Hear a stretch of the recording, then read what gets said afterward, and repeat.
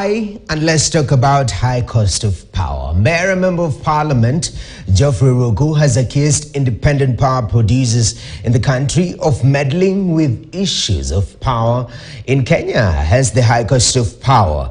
According to Ruku, the IPPs have colluded with other cartels in the country to sell power to KPLC at a high cost.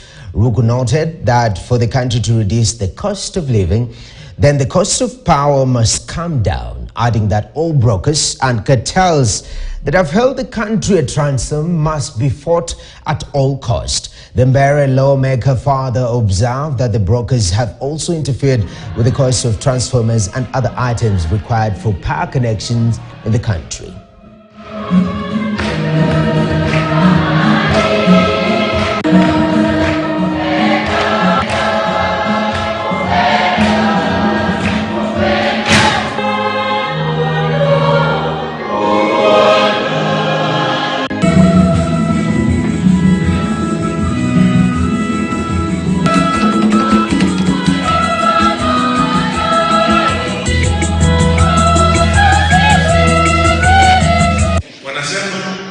Wanaijua elections.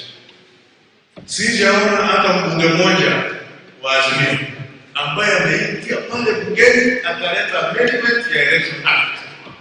Mimi kama mbunge wa Mbere niko na mswada, niko na amendment ya Election Act 2011 ya kuhakikisha kwamba we automate the election process of the Republic of Kenya, and we must have a new definition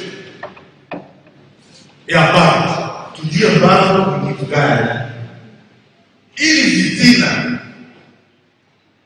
ya kusema umeibiwa kila siku vita ikwishi katika nchi yetu ya Kenya.